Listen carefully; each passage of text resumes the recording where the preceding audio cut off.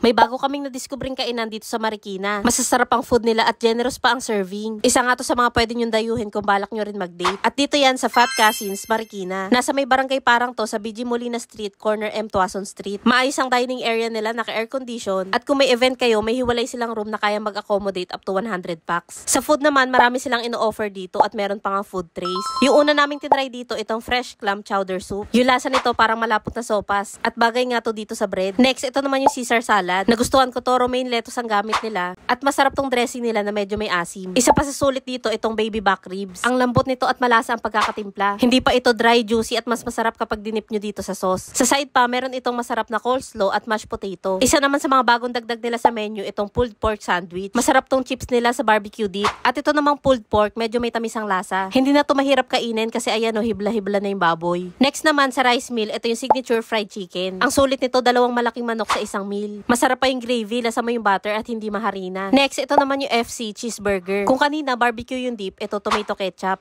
Masarap tong beef burger nila, malasa ang patty. At sa side pa, ito makapal na fries ang kasama. Ito naman yung truffle pasta with shiitake mushroom. Bago nga to sa akin, maninipis yung ginamit na pasta at nangingibabaw nga yung lasa ng mushroom. Ito naman yung T-bone steak, medyo manipis ang hiwa nito. At pwede kayo mamili kung anong prepared yung danes ng steak. Ito pa isa yung itry, yung parmesan crusted salmon. Pare-parehas lang naman ng lasa ang salmon, pero yung nag-iiba dito yung sauce. May strong na lasa to ng garlic. Masarap nga to, makapal pa yung salmon. Next, ito naman yung home style roast beef. May 3 slice ito ng beef at malalambot ito. Malasa din ang gravy, lasa ang mushroom. Sulit nga ang bawat dish dito sa Fat Cousins. At hindi lang dito sa Marikina ang branch nila. Meron din silang pwesto sa Maginhawa, Quezon City. Kaya dayo na rin kayo sa pinakamalapit na branch ng Fat Cousins sa lugar nyo.